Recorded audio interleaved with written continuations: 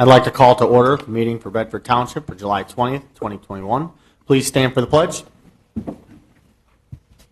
I pledge allegiance to the flag of the United States of America and to the republic for which it stands, one nation, under God, indivisible, with liberty and justice for all. Well, good evening. At this time, if Pastor Chuck Markell with Northwest Christian Church could come up and lead us in prayer, we'd appreciate it. God, thank you for a beautiful day today. God, as this community meets right now to discuss the business of the community, God, I pray for each of the board members tonight. I pray that you would give them wisdom. I pray that you would give them grace. God, trying to organize and to lead and to direct a diverse group of people is a weighty task. And so, God, I pray that you would grant them humility. I pray that you would grant them wisdom and mercy, and may they lead well tonight. God, for the community, I pray that we would come together, that we would be one, that we would reflect your goodness in this community. God, for all this, we ask for your grace in your name. Amen. Amen. Thank you so much. Okay, item number 2, approval of the agenda. I would ask that we remove 8C from the agenda as we have more research to do. Other than that, I look for approval. Motion to approve the agenda as amended.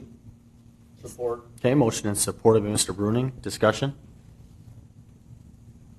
Seeing none, could you call the roll, please? Mr. Steiner? Aye. Mr. Bruning? Aye. Ms. Jandisek? Aye. Mr. Montry? Aye. Mr. Gore is absent. Hirschberger votes aye. Mr. Perrone? Aye, and the motion passed 6-0. Item 3 is the consent agenda. The agenda committee recommends to A, approve and place on file the minutes of the July 6, 2021 regular meeting of the Bedford Township Board. B, accept and place on file the general savings, pooled funds, and seed reports from the treasurer. C, approve and place on file the revenue expense report and balance sheet for the period ending June 30th, 2021. D, approve appointment to the grant writing committee. Motion to approve the consent agenda. Support. Okay, motion and support of Ms. Janizek. Discussion? Seeing none, could you call the roll, please? Mr. Steiner? Aye. Ms. Jandisek? Aye. Mr. Montry? Aye. Mr. Bruning? Aye. Hirschberger votes aye. Mr. Perrone? Aye, and the motion passed 6-0. Okay, item number 4 is presentations. 4A, Toledo Metropolitan Area Council of Governments. Team McCall, presentation. Mr. Brown, come on up. How you doing? I'm doing well. It's good to see you. It's good to see you again. Thank you. I'm with Kari Gerwin from our office. She's the director of our water quality department. And we just wanted to come up and have an opportunity to share with you some of the things we're doing with regard to Lake Erie water quality in the watershed, and some of the programming things that we've got going on. It's been a while since we've had a chance to come up and see everybody, and so thanks for the opportunity to be here.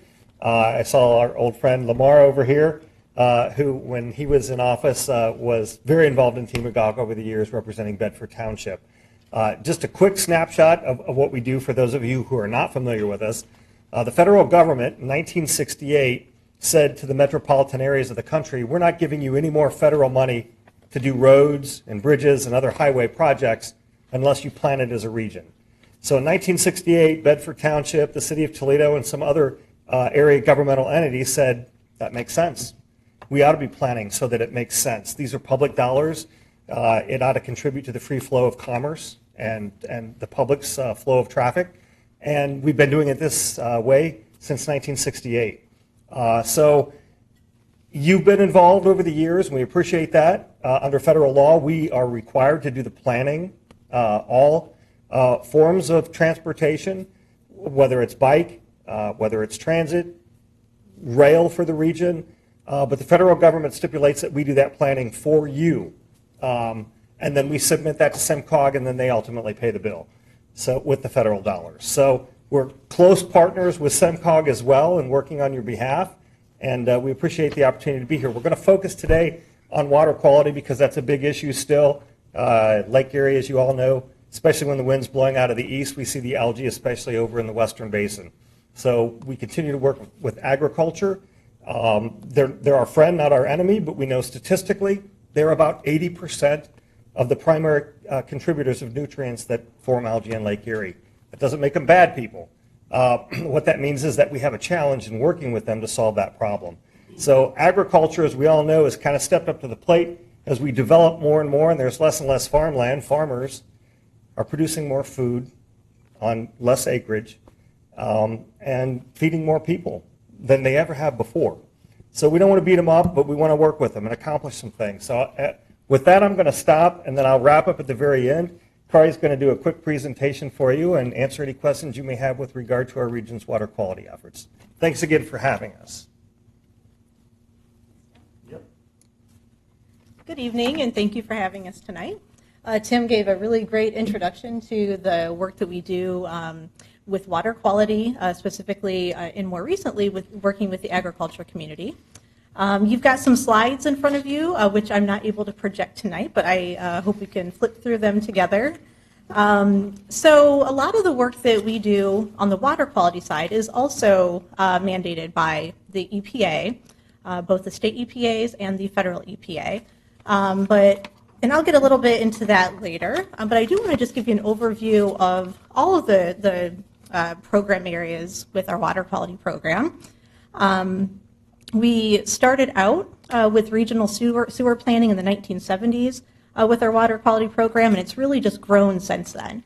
A lot of our work is in response to EPA regulations, both at the federal and the state level, but we also work on non-point source issues with our agricultural partners and water planners throughout the TMACOG region. So as Tim mentioned, we've been working more recently with the agriculture community. At the end of 2019, we formed a new TMACOG committee, the Agriculture Committee, and we are engaging agricultural producers, soil and water districts from our entire planning area in helping to come up with policy recommendations for agriculture at the local, state, and federal level. So it's been a very active group. They've really missed meeting in person over the last year, so I'm happy to say that this group will actually be meeting in the next month or so to do some on-site tours of different agricultural practices. So that's one of the great things about some of the work we do is we're able to actually connect with those folks who are doing work, whether it's agriculture producers or operators of water and wastewater plants, and actually get out into the field and see the work that they do. So on the second slide, you'll see our main planning areas. We work in stormwater management, water supply and wastewater, watershed coordination, as I mentioned, agriculture, and more recently, we've been more active in water quality policy. And another component of all of our programs is in education and outreach. So as I mentioned, I'll talk a little bit about the wastewater planning that we do through the TMACOG 208 plan. You might be wondering why do we call this a 208 plan? Well, this is after Section 208 of the Clean Water Act that mandates that regional entities in metropolitan areas coordinate sewer efforts, sewer planning efforts for their region. So in the TMACOG region, we are doing this work in the southern 3 townships here in southeast Michigan, and then in our 4 counties in our metropolitan area in Ohio. So as with our transportation planning program, this program was initially developed to help coordinate local wastewater providers to best utilize federal resources at the local level. So I don't know if you can tell from the slides in front of you, but I do have a map of the Bedford sewer planning area. We work with both the Monroe County Drain Commissioner and the Soil and Water District in Monroe County, the Health District, and the townships in determining these sewer areas, assessing and compiling any upgrades to your systems, and we compile all of this into the Regional 208 plan. And what this does is this ensures that any planning projects, or any sewer projects, I should say, that are happening in our region are actually in compliance with these regionally agreed upon goals. And I believe the slides will be available in color as well if you would like a better image of that planning area. And I'm also happy to share with you our 208 plan so you can get a better idea of what we do with that. Other wastewater work that we do is in the realm of determining these critical sewage areas. Now, these are areas that are not sewered across our, and the map in front of you shows in the hashed polygons where we have not only unsewered areas, but those where there are a high number of non-functioning systems that are contributing to water quality issues, or areas where there's a lot of population pressure, but not the sewer systems to support that population. So these areas are areas then that are prioritized for extending sewer lines. And that's also something that we work on with our health districts and our other sewer treatment partners. In the world of stormwater management, again, this is another EPA requirement that we assist our members in meeting. If you're familiar with the NPDES permitting system, this is a system of permits that is mandated for point sources. So we see this with our wastewater treatment plants and industries, but it also applies to urbanized areas that have storm sewer systems. So Bedford Township does have a storm sewer system, and it's in an urbanized area, so it is actually regulated under this permit. And there are several requirements within this permit. One, to educate the general public on how they can protect stormwater and water quality, and that's what we help a lot of our members with. But then there's also requirements to inspect construction sites to make sure that they're adhering to sediment and erosion control standards, to ensure that long-term any new development isn't contributing to stormwater pollution, to also ensure that you have a system in place to detect and eliminate illicit discharges into waterways and the storm sewer system, and to ensure that any of your municipal operations aren't contributing to stormwater pollution. So we have a stormwater coalition that formed in 2003, and we help all of the members of that coalition meet those permit requirements through coordination and some direct assistance where needed. I had mentioned that a lot of the work that we do across all of our programs involves education and training. So we do a lot of public education and outreach through some of our programs, but we also provide direct member training. So our water and wastewater operators have a certain number of continuing education hours that they have to get every year. So we provide training to help them with those requirements. And then we also provide stormwater training so that not only our local governments, but also developers are well aware of all of the permitting requirements for municipalities and for new construction. One of the things that we also do is work with our local elected officials and administrators in providing education and training, not only in water quality, excuse me, but also in the wide range of other issues that impact local governments. So you've probably heard of the TMACOG Tech program, and we're looking forward to hopefully next year getting some more of those very valuable training events planned at TMACOG once we're able to get together again. So within the last few years, we've really started working with our members on policy and advocacy.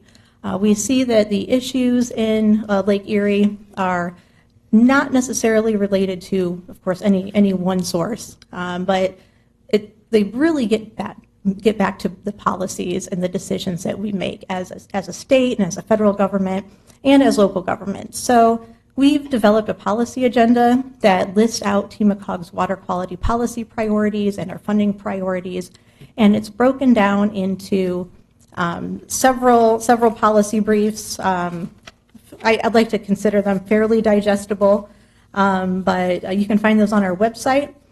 We, in the agenda for Lake Erie, give an overview of all of the legal tools at the disposal of state and federal governments in ensuring clean water in Lake Erie and across our planning area in the tributaries, rivers, and lakes.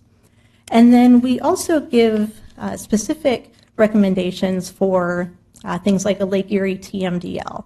You've probably, obviously aware of all of the issues in Lake Erie with the harmful algal blooms and their impact on drinking water systems and recreation.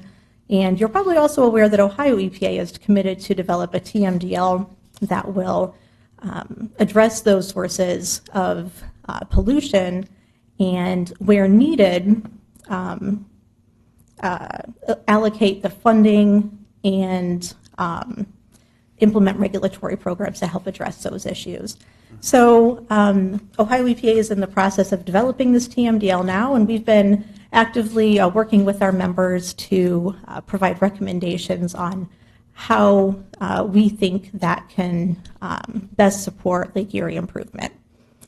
You've probably also heard of the H2 Ohio program. This is a funding program that it's going into its third year, and it's funding things like agricultural best management practices and wetlands restorations and small community infrastructure projects. So we offer some recommendations for that program as well.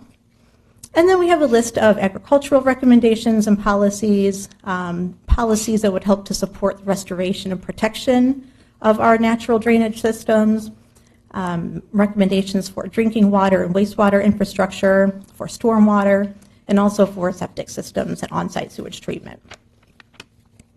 So on the final page, you'll see the list, or I should say logos, of those entities that have voiced their support for the agenda for Lake Erie. Of course, this has been passed by our Board of Trustees and all of our members, so it's implied that our members do support the agenda for Lake Erie, but we wanted to make sure that when we are reaching out to legislators and the state's administrations, that they know that we have very broad support for this policy agenda. So everything from the Ohio Farmers Union to our sister organization, SEMCOG up north, have offered their support for the agenda for Lake Erie. And with that, I have come to the end of my slide, so if you have any questions, I'd be happy to answer them, and I'll hand it back to Tim. Any questions from board members? Mr. Steiner? So we haven't been members of TMACOG for a number of years now. We belong to SEMCOG, and I think it's probably, what, three or 4 years now we haven't been in TMACOG? Is that about right? Do you recall? No. Either way. Maybe years too. So tell us what you think would be a benefit to Bedford Township to resume a partnership within TMACOG and not just SEMCOG. Because I know you said some of the work that's done, it's federal, it's regulatory, it passes up through SEMCOG, and the bill goes that way. So we could say, well, we pay SEMCOG, TMACOG does the business already, but what additional benefits can we get if we join TMACOG and not get already through SEMCOG? Sure. Well, let me just first say thanks to Paul when you were members. Paul was involved. Al Pryor attended a lot of our meetings and a lot of things we did, Lamar, over the years, and you reached out recently to find out what exactly we do. You know, we're really more part of the metropolitan area than Detroit is for Bedford Township. So I appreciate you reaching out to understand a little bit more about what we do. And we could come and do a program sometime on the transportation side if you'd like. But we decided a long time ago, because of the planning we do for Bedford Township and the ability to be members, which is unique, to be able to be members of two metropolitan planning organizations and have the benefits thereof of both, we discount the membership dues to Bedford Township if they're a member of SEMCOG, and SEMCOG will, if you become a member of TMACOG, would discount your dues there so it's more affordable. And then you get twice the bang for the buck. All of the planning that we do, if you're a member, we come into your township and we do public meetings. so that the public doesn't have to drive to Toledo to understand what it is we're doing in the planning phase for Bedford Township that ultimately would be submitted for funding through SEMCOG. We did a really nice bike event here, I think the last year you remembers, and there was really great turnout for that, a lot of public support. The federal government really mandates that the money spent on transportation has to be multimodal. They require that we don't just build roads and bridges, but we look at transit, rail, sidewalks, and bike paths. There are people who aren't mobile that need to be able to traverse from one end of their neighborhood to the other, and that means sidewalks in some cases. And it means bicycle paths for other users that ride their bikes to work. So we do all that planning for the region, and it helps to have your voice at the table when those discussions are taking place, whether we're talking about any of those transportation initiatives or the things that Kari mentioned that we can do to work and help you with regard to sewer planning in areas, making sure that we're meeting 208 requirements. We do that planning for the region as well. So having you at the table just in itself really means a lot. I've watched in the time that I've been involved in TMCOG, you have more senior members elected from their communities, sometimes mentoring new elected officials in working together. And let me just say, we wouldn't have a regional water deal with Toledo if it weren't for Bedford Township being tough on Toledo over the issue of higher water rates for your citizens than really what they should have been paying. Your drain commissioner, Dave Thompson, was instrumental in saying, look, we may look at buying water from Detroit if we have to. We'll pay for the extra pipe to avoid buying water from Toledo. It took some tough conversations around the table, and I'll be honest, I thought there might be times when it might fall apart. But eventually, the representation that Michigan had at the TMCOG table to convince Toledo it was time to do business differently will result in your citizens having equalized rates with what Toledoans pay over the course of the next 3 years. That wouldn't happen if there weren't voices at the table working together as a region. So what the federal government did in 1968, I think we can probably all agree, it doesn't make sense for everybody to take public dollars and just do their own thing with them. We're a region, and we're on the precipice of one of the greatest sources of drinking water anywhere in the country, becoming more and more important with every year when we see droughts out west, unlivable conditions in many states with regard to water. This area is going to become more important in the long term, which means we need to be talking, cooperating, and ensuring that that water that we have for sale is clean and healthy for our citizens. So hopefully that answers some of your questions. We did just revamp our website, knowing that more people are going to be working remotely, probably from now and into the future. Probably where you can, there will be people having the flexibility of telecommute for the foreseeable future. We wanted a website that was entirely much more interactive than it is today. So if you visit our website, tmcog.org, you'll find those legislative agendas that we put together to try to convince our Michigan and Ohio legislators what we can do on transportation, what we can do on water quality in the region. That's all on our website, and we hope you'll take an opportunity to navigate through there and then reach out to either me or Kari or our transportation team. We'd be happy to answer any questions that you may have after tonight's meeting, Rick, or any questions that you all may have, having been introduced to the TMCOG for the first time tonight for some of you. Anybody else have any questions? No? Well, thank you both for being here tonight. We appreciate it. We appreciate the opportunity, and very good to see you all. Thanks for All right. coming. Have a great night. You too. Thank you. Okay, moving on to public comment. Comments limited to 5 minutes for board agenda items only.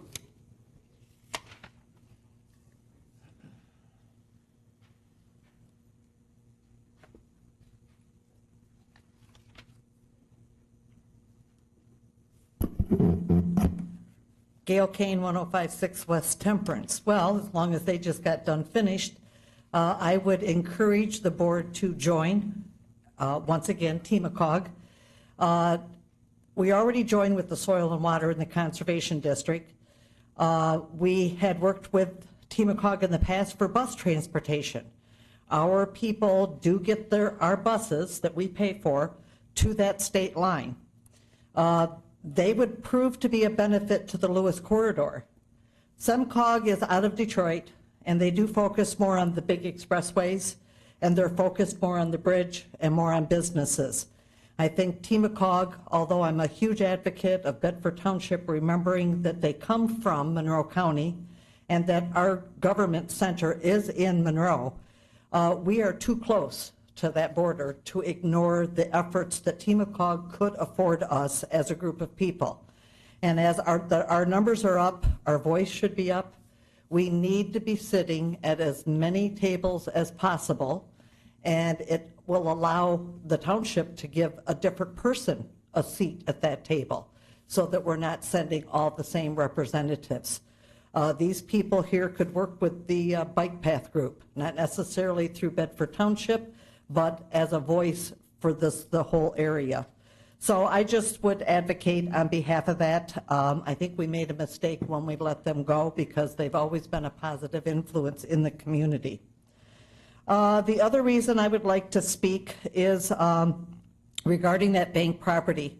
Back in the day, when the Temperance Action Committee was making positive impacts in downtown Temperance, despite their hands being tied with legislative blockage because rules had not yet changed, we worked with the bank when they came in and put their footprint in downtown.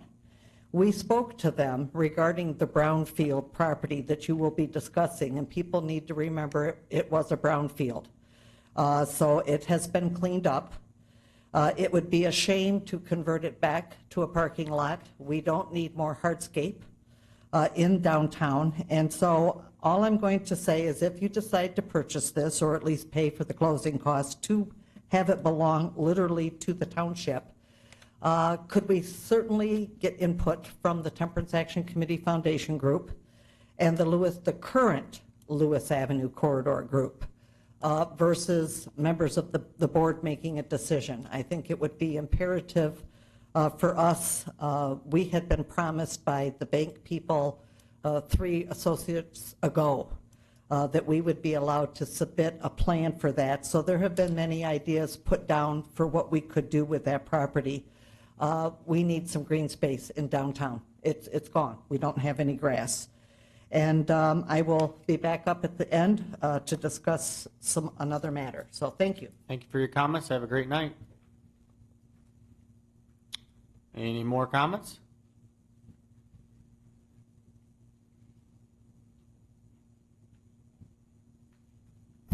Lamar Frederick, 3254 Deer Creek Drive. First, I'd like to say it's good to see you all in one room instead of on 7 different places in my TV set.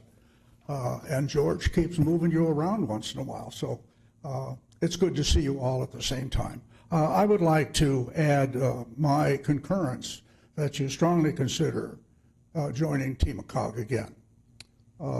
Temacog does, in fact, have planning jurisdiction over a portion of Bedford Township, Erie, and Whiteford. And it is important that we have a seat at the table for those kinds of discussion on what's going to happen to Bedford in terms of transportation. They can bring money to the table. They can help you. They have helped us in the past.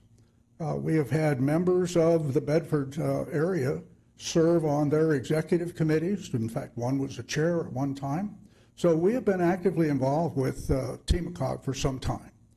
When I was chair of SEMCOG, we had a relationship such that the two groups, SEMCOG and Temacog, would work together with respect to Bedford Township because we didn't want Temacog to go one direction and SEMCOG go another. We wanted them to make sure that they were working in concert with each other. So that's another reason.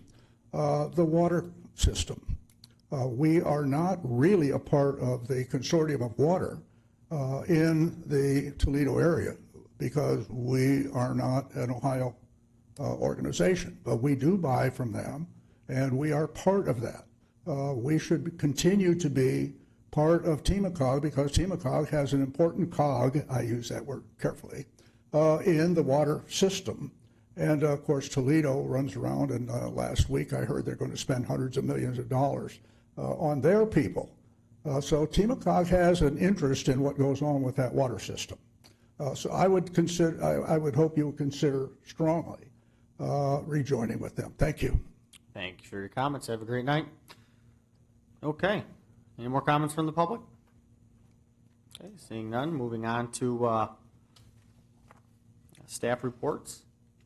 6A, approve and authorize the clerk to sign the assurances of compliance with the civil rights requirements document and the award terms and conditions agreement document. Ms. Hershberger? I'm going to call Bob Miller up.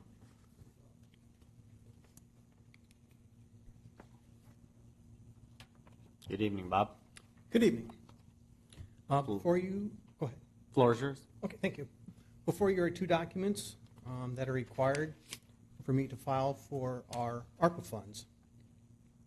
With your approval and authorization, I'd like to ask the clerk to sign these documents as an authorized signer.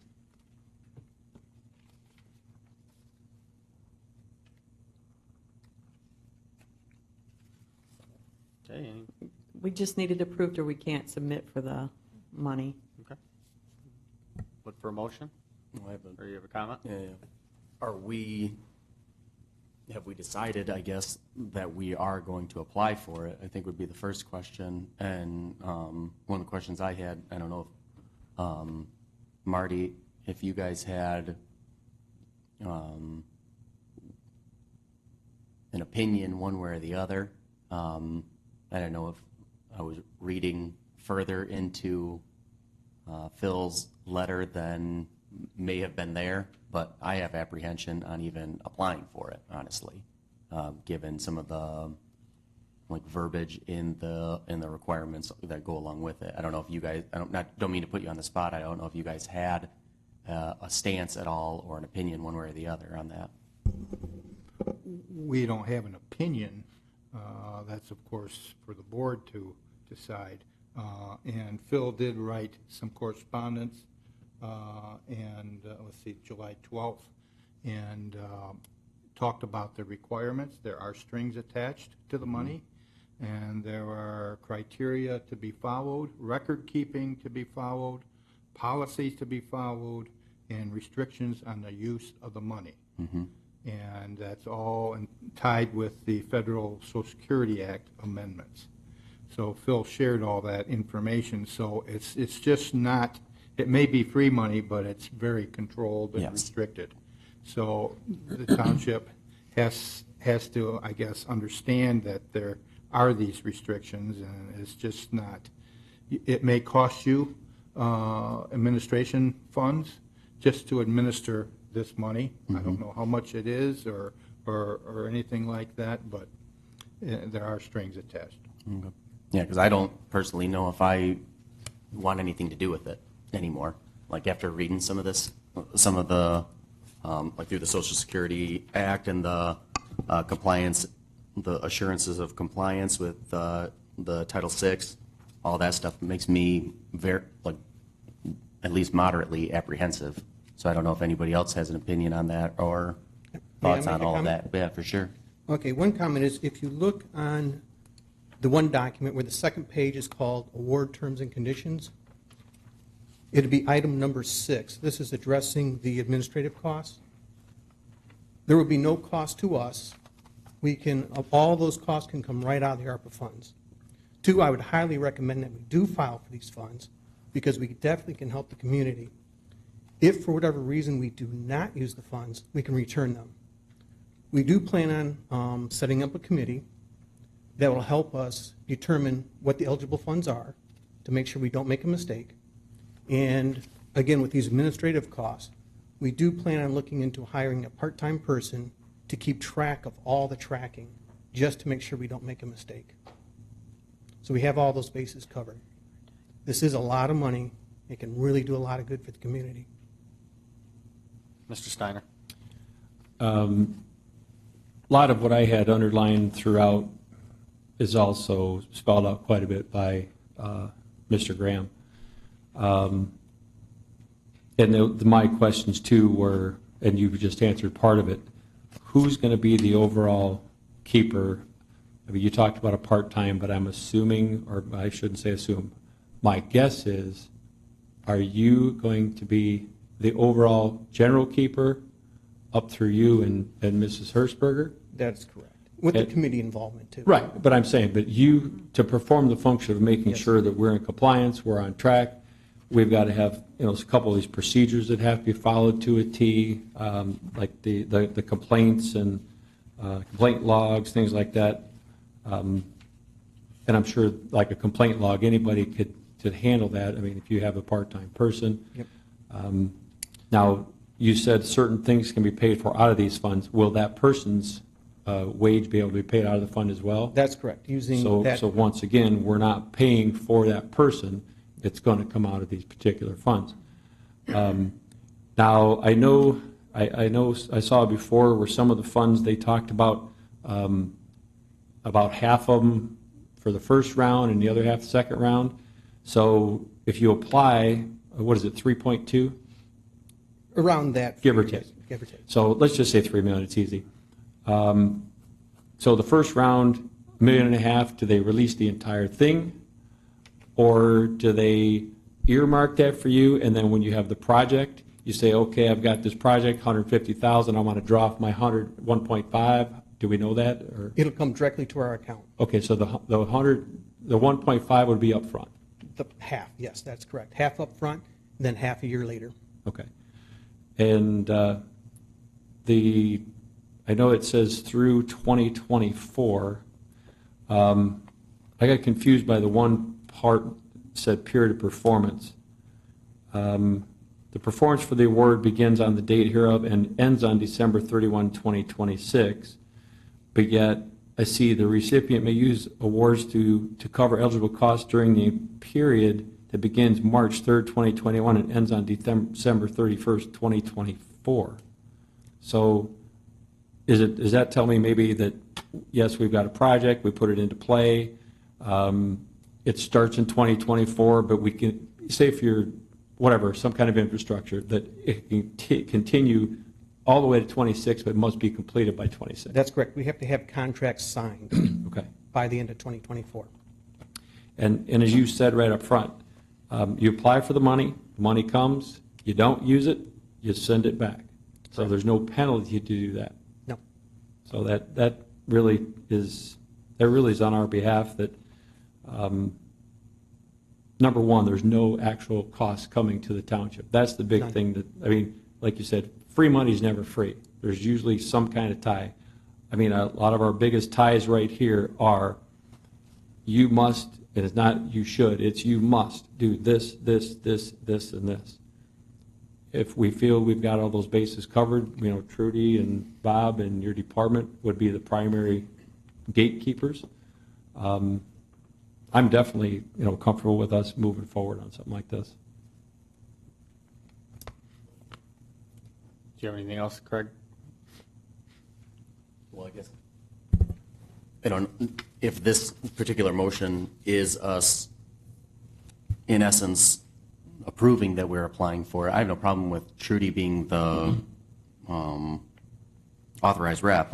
Like, I have no issue with that. More so, have we decided that as a board that we are applying for these funds? That would have to be a motion tonight. Not only, the motion would be to approve this contract and to go forward with it, and I would be the signer on it. It would be two separate motions. It can be one. Phil said it could be one motion. Yeah, I don't know. I'm apprehensive of it because I don't know how far all the regulations go. I don't know how far I agree with Bob. I've looked it over. I've been on the seminars and the webinars, and I've learned a lot about it, and I think it's an opportunity. I don't think it's, something that we're taking a chance at. You know what I mean? I don't think it'd be, I think it'd be a thing of why wouldn't we take a chance at going after it? And like I said, if it turns out to be something we're not interested, we send it back, which I don't think it will be after what I've watched. I think we'll utilize it, all of it, in my opinion. And each project would still have to come back to the board for a vote anyway to proceed. That would be correct. So it's not like Because you we're could- still spending money. Correct. I mean, I'll be the first to tell you, dealing with MDOT and all the projects, just like the TAP grant in downtown, it's a lot of work, and it's a lot of paperwork, a lot of strings attached, and it costs a lot of money. So, I mean, to do a project, it's very expensive because you have so much involved with it, but I agree we should move forward. But any more comments, suggestions, questions? I look for a motion. I'll make a motion to approve and authorize the clerk to sign the assurances of compliance with civil rights requirements document in the award terms and conditions agreement document as presented. Okay, motion supported, Mr. Bruning. Discussion. I did hear one thing about the hiring of a part-time person, and Krista said something about a seasonal part-time. Be temporary It'd part-time be is what we temporary, talked and of about. course, we would come to the board to That's, get authorization. that's what I want to know. We would send Okay, the so we're coming to applications the board. out. The applications And reviewed. I think it should be discussed, because you're going to want a professional doing this, not just somebody making $14 an hour. I mean, it might have to be a full-time position. Could be. So, I mean, I wouldn't knock that out. Yep. It So- may be full-time, but it would still have to be temporary because the funds would eventually run out. Oh, absolutely, yeah. Definitely with experience. Yeah, yeah, it's going to have to be somebody good. Okay, could you call the roll, please? Ms. Janusik? Aye. Mr. Bruning? Aye. Mr. Steiner? Aye. Mr. Montry? No. Hirschberger votes aye. Mr. Peroni? Aye, and the motion passed 5-1. Item 6B, thank you, Bob, for being here, appreciate it. Thanks, Bob. Item 6B, approve the purchase of 3 LifePak CR-2 semi-automatic external defibrillators. Chief?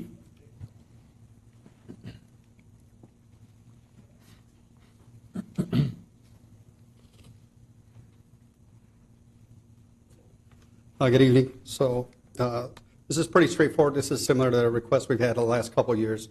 It's just a continuation, actually finishing up the replacement of our AEDs. So we know that the old Philips ones we were using were purchased in the late 90s. They've exceeded their life. So each year we've tried to, with a new budget, we've tried to budget a little bit of money for the replacement of them. We've got 3 left this year, so I'm pretty excited that we believe we're going to be wrapping up that project with board approval tonight to go ahead and order the last 3 and get the older ones out of service. Okay, I look for a motion. Mr. Supervisor, I'll make a motion to approve the purchase of the AEDs for $58.59.60 from Stryker Medical as presented to replace the expiring older equipment. Second. Okay, motion supported by Ms. Januzak. Any more discussion? Comments? Okay, could you call the roll, please? Mr. Steiner? Aye. Ms. Janusik? Aye. Mr. Montry? Aye. Mr. Bruning? Aye. Hirschberger votes aye. Mr. Peroni? Aye, and the motion passed 6-0. One more. Item 6C, approve a 3-year maintenance agreement with Stryker Medical. Chief? Yeah, this is a bit of a source of pride for the department, I think. Throughout the last 4 years, we've continued to upgrade our equipment. We've had a replacement plan, and we've worked each year to get us to a point where now we've got some really good equipment. We're going to shift gears a little bit starting this year to make sure that we're maintaining all that equipment that we've purchased over the last few years. So our Lucas chest compression devices that were approved by the board years ago, they're at the 2, 3, 4-year age. Our LifePak cardiac monitors, and of course the AEDs that we talked about. So there's a list at the back here that discusses that. We didn't invest the money initially on the maintenance agreement. It was all brand new equipment, but they're getting to an age now where we want to make sure that the diagnostics of them are in good working order. They're calibrated well. If we need battery replacements or equipment replacements, we certainly want to make sure that they're operating and functioning well. And we think now is a good time to transition from a lot of the purchasing of new equipment that we've done in the last few years to beginning to focus on maintaining the equipment we have. So this is direct through Stryker, so it's through the manufacturer that they make sure that they're certified, calibrated, and then they've got the list there generally of what's included in the service agreements. What did we do before Stryker? I don't know. I'm not aware of any maintenance agreement that we've ever had or any maintenance on the old Philips AEDs. The previous generations, a lot of them are Philips. I can't find any record that there's been preventative maintenance done on them. So, I mean, obviously, you feel the need to have this, or you wouldn't have brought it here. So, I mean, I Absolutely. trust your judgment, but So they'll be doing, obviously it'll be worth the contract then, you feel? Yeah, without a doubt. And of course, in speaking, when we were looking at this, we want to understand the liability that we would take on too. So if we don't have somebody certifying these to say, yes, the calibration's right on the electricity they're delivering, there becomes a little bit of liability to the township. That's what scares me, what was done before. Right, I'm not sure. I can't find records that far back from Okay. the 98, 99 Phillips, so I'm not sure. But I Okay. think it's a good idea now for sure. Any more comments, questions? Okay, I look for a motion. I'll make the motion to approve the contract for the maintenance agreement for the Lucas chest compression devices and AED defibrillators, a cost of $29,582.82. The annual payments would be $9,860.94 as presented by Chief Massengill. Okay, motion supported by Mr. Bruning. Discussion? Any more? Call the roll, please. Mr. Steiner? Aye. Mr. Bruning? Aye. Mr. Montroy? Aye. Ms. Jandisek? Aye. Hirschberger votes aye. Mr. Peroni? Aye, and the motion passed 6-0. Thank you, Chief. Okay, item 8A, vouchers for payment. Ms. Hirschberger? Make a motion that the following vouchers be approved for payment. General Fund in the amount of $65,901.55. Fire District, $15,560.68. Police Fund, $1,490.02. Park Fund, $844.89. Fire Equipment, $746.44. Library Fund, $9,060.43. Downtown Development Authority, $138.69. Sewer O&M Fund, $458,888.10.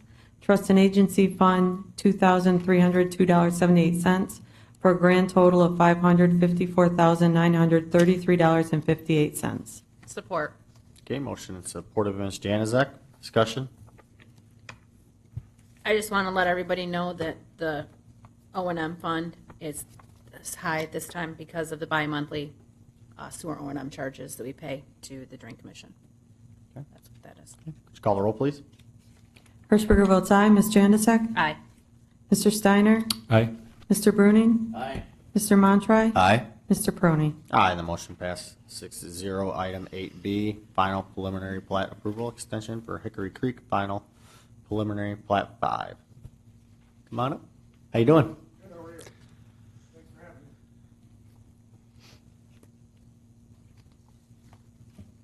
Mr. Steiner, you want to take this one?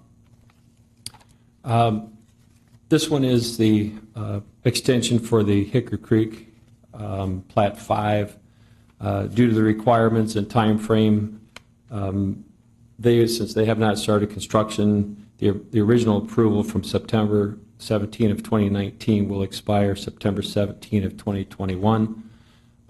There is an extension that's allowable by coming to this board, and I would recommend that we proceed in extending the preliminary plat final approval as presented. Is that your motion? I will make that my motion as well. Okay, I'll support. Motion is supported. Any discussion, comments? Okay, seeing none, could you call the roll, please? Mr. Steiner? Aye. Mr. Peroni? Aye. Ms. Jandisek? Aye. Mr. Montroy? Aye. Mr. Bruning? Aye. Hirschberger votes aye. Okay, the motion passed 6-0. Have a good night. Thank you. Okay. Thanks. Item 9, comments from the public. Comments limited to 2 minutes for each individual. Come on up.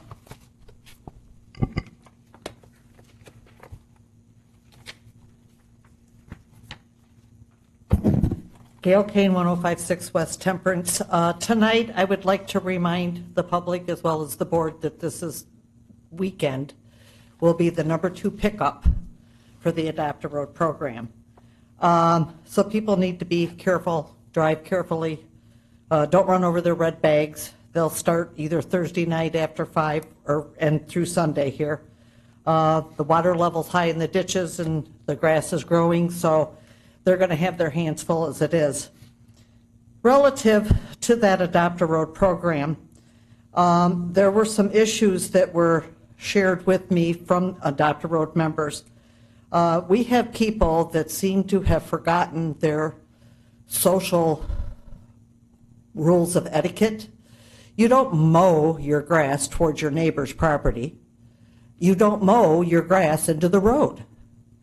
So there's a huge problem with people mowing grass into the roadways. It is very dangerous for motorcycles. Additionally, if you go down Lewis Avenue, it looks like we need to run a lawnmower down through the pavement. This grass is what runs into our drainage systems.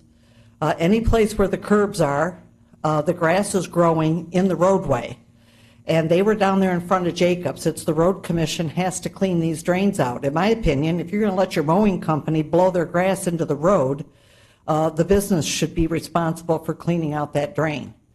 So there's some of the members from the Adopter Road that are asking that people pay attention. And if you look, you can tell who's doing it because the grass in front of their properties, the grass is growing in the gravel.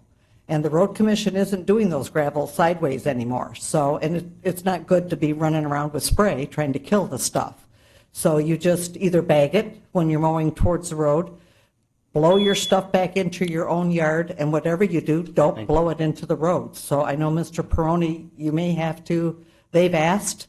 I've made the road commission aware of this problem. I'm going to let Ms. Keene keep going because she does serve on Adopt Road, and So I'd like to it's let a her concern. We had the Mount Carmel group set down Lewis Avenue, and it's obvious. It's very obvious that we can see this grass growing in the roadway. And it's a safety hazard. So I don't know. I told them I would come and ask you tonight publicly at the meeting what you could offer to try to help us avoid that situation on any of our roads. So. Does anybody have any questions for Ms. Keene? She does oversee the Adopt Road program with the road commission and does a great job with it. And there is a lot of issues. I mean, she named a lot of things. I actually stopped a gentleman that was blowing it in the road last week, and he thanked me for asking him not to do it. He never thought about motorcycles running the grass over. So don't be afraid to ask somebody not to do it. Well, and there's stuff in your grass. You don't realize that you may blow somebody's tire out or something. Yeah. You know, it's just, you don't blow it at your neighbor's yard. That's just not right either. So you blow onto your own property.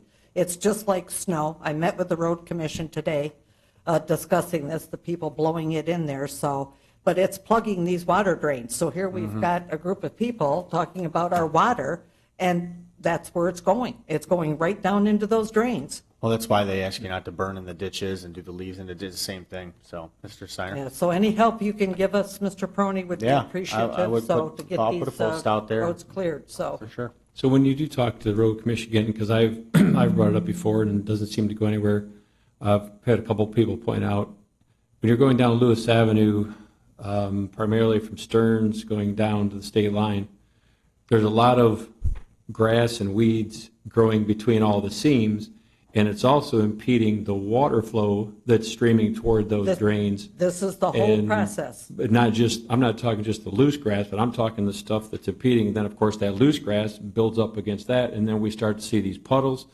and then we start getting to that cold weather. And if you start that shrinking and thaw back and forth, it just doesn't help. So that's another area that.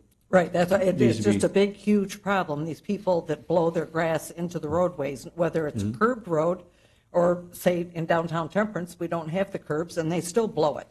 And you can see this grass is growing in the gravel.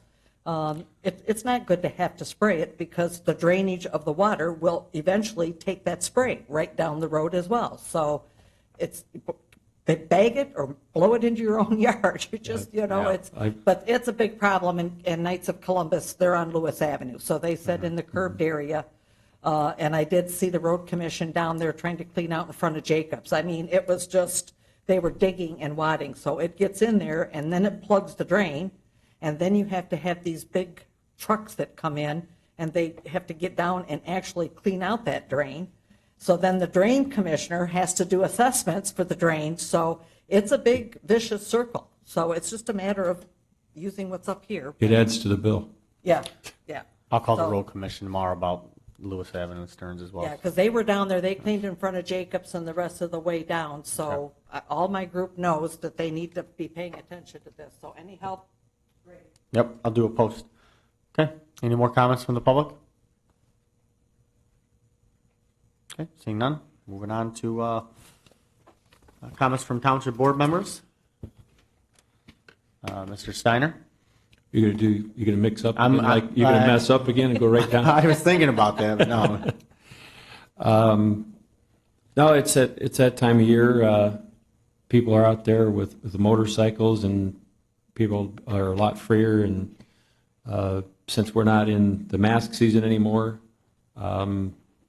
again, I'm glad to see that we're not in masks. We're glad to see that people can move around freely. But again, it's personal choice if they still want to wear masks. But just remember that there's another variant out there that seems to be spreading drastically, very quickly, and seems to be almost more contagious than the original COVID. Whether you're vaccinated, whether you're not, I'm not here to tell you that's your preference, that's your choice. But the numbers do show that people that are vaccinated have had less issue, even though some that are vaccinated have caught this new variant, and even just the COVID, original one. So just be diligent and be sure of your surroundings, and don't always think about it's my right and it's just me. Remember that the people next to you have rights too. So try to just be cognizant of that. That's all. Okay. Mr. Montrak? I think the only thing I have would just be regarding 6A and my no vote, which is just that I have no interest in allowing the federal government to further have control over local level municipalities and expanding their reach and implementing their agendas and further just being in our lives and control over what we're able to do here at the local level. And that I also know where that money comes from, and as far as I'm concerned, they can keep it. Okay, Mr. Bruning? Nothing additional to add. Everybody have a good week. Okay, Ms. Janizek? I have nothing.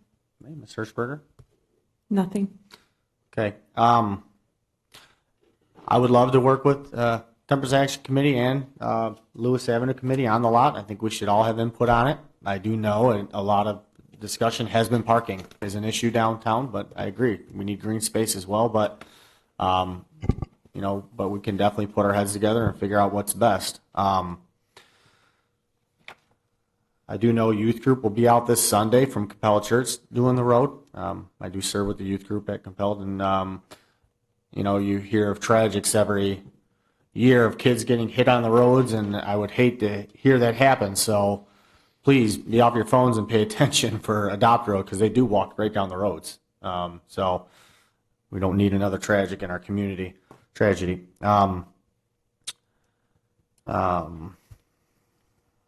Monroe County Fairs, August 1st through the 7th. Let's support our residents there. There'll be a lot of Bedford Township residents there. I'd just like to say Adler Road is done. And there have been residents that have called, even Whiteford residents called, very happy with that, so I appreciate the board's support on that. The gazebo at the library, we've got a gentleman that needs community service done in the community. We'll start on power washing it, and he's going to repaint and stain the whole gazebo, so that is a much needed project has been needed to get done. So the ditches are going to be cut now in the next few days with precision. They'll be starting on the local road system, then going to the primary in a couple months. So we are getting tons of calls from people having a hard time seeing, so you should start seeing that clear up in the next few days. I have talked with Mike Pasonic as well with the county. We should, have discussions with that as far as possibly, getting the county involved, maybe possibly as somebody on the board. That's a conversation we can have as well. But other than that, Mr. Montrak? Something else I was thinking about the other day that I wanted to add at my comment is 3 businesses and organizations that would be Pinnacle Eye Group, the Animal Hospital, and then the Lions Den down there, investing in their businesses and organizations, and with the new buildings and the new parking lot, and just all of those organizations to be commended. That makes our community better and nicer, and it makes a big difference. And I think all three of those, it will be, when they're done and completed, will be night and day differences in even just the aesthetic of the community. And I just wanted to share that. Yeah, for sure. Okay, any more comments or questions? If not, I look for motion to stand adjourned. Motion adjourned. Support. We are adjourned.